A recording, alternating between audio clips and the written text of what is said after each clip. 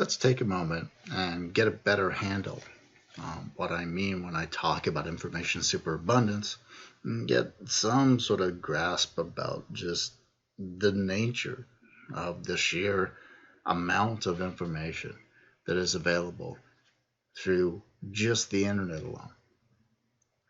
So, when I think about information superabundance, what I'm really thinking about is that modern human information ecosystems have become so vast and complex, having so much information, that finding the needed information in this vast horizonless sea of data has become as crucial to human flourishing as generating the information itself.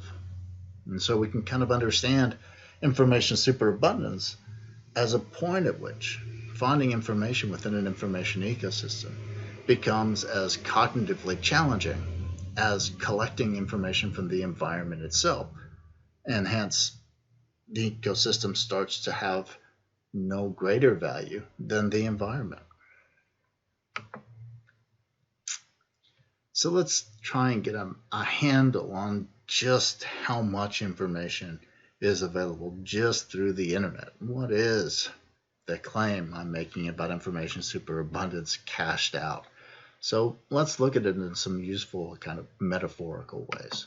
So if we think about increasing information going in this direction, and we think about superabundance measured in terms of the spatial horizon of our information environment, then we can see just how large the information environment has got. Till approximately about 12,000, 10,000 years ago, human beings lived a hunter-gatherer existence, and they basically roamed an area of about 100 square kilometers. So somewhere between around 50 square miles or so. And that was their information environment. That was the spatial distance from which they collected information. What about now? Well, in 2019, what we find is that in astronomical studies, we're looking at things that are over 30 billion light years away. In some cases, maybe approximately 32 billion light years away. So our spatial horizon has gone from 100 square kilometers to something like 32 billion light years. So the size explosion of our information environment is just staggering, really. Think about the temporal horizon. So how much time can we gather information about? How much can we know about the past as well as the present? Well, till approximately about 50,000 years ago, with the advent of spoken languages, really what an individual had available to them was largely what they had in their own head, maybe what they could communicate crudely with other members of their small group. Most individuals lived between 26 and 42 years, and so probably generous to say that they had access to maybe approximately 100 years. That was their sort of temporal extent of their information environment. What about now? Well, now, again, through astronomy, we're able to look back at the history of the universe, going back nearly 14 billion years. So again, the sheer temporal dimensions of our information environment are staggering. Just think about sheer numbers. So January 29th, 2019 at 8:52 p.m. Pacific time, the estimate that I looked at for this size just of the internet, and specifically of the indexed internet, was 1,952,686,715 websites.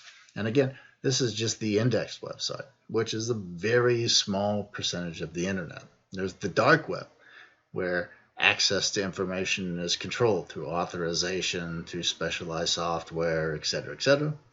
And then there is the deep web that just isn't indexed at all. Right? And those are the vast majority of sites, sources on the web. So this isn't even a measurement of the web, it's just a measurement of the indexed web. There are at least 5.39 billion web pages in those websites. So staggering amount of information. But again, how can we get that into context? How can we get a sense of just how super abundant information is? Well, one way to do it is to look at it in the context of information repositories from the past.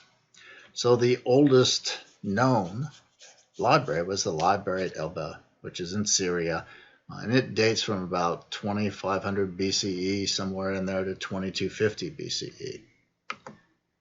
There's a picture of the ruins of the library. There's a picture of a tablet that was recovered there, and it's estimated that this knowledge repository, the oldest one that we know of, had between 5,000 and 7,500 tablets.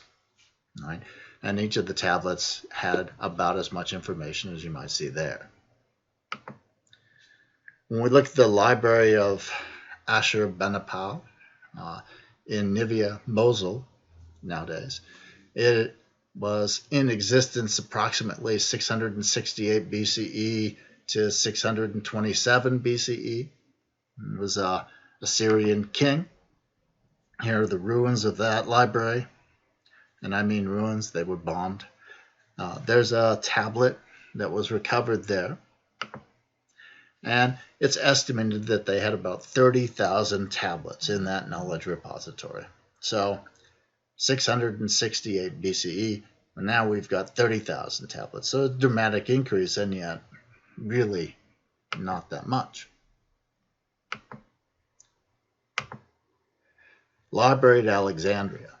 In Egypt, the library created by Alexander the Great, one of the many libraries, probably created around 285 BCE to about 246 BCE. There's a depiction of it. It was destroyed utterly and completely. These are some scrolls that are thought to have been in that library at one point. And it's estimated that that library, the library in Alexandria, had between 40,000 and 400,000 scrolls. So it was a huge complex that had a fairly large repository of information. What about now? Well, the U.S. Library of Congress, which one of the largest libraries, national libraries in the world, one or two anyway. There's a picture of it. It has approximately 164 million items. Okay? And there are other differences too. So if you wanted to get any information from the library at Alexandria, you had to go there and you had to find it. And as you can see, the organizational system wasn't spectacular. A huge part of the collection of the Library of Congress is actually available through the internet. So you don't have to travel to that repository anymore to get information from that repository. So that gives you some sense of just the enormous exponential increase in the amount of information that's available to people, and really the ease with which they have access to it in some sense. But that enormous volume has created with it an enormous problem. How do I find the right information? How do I get at the stuff I really want when there is so much information out there available for me?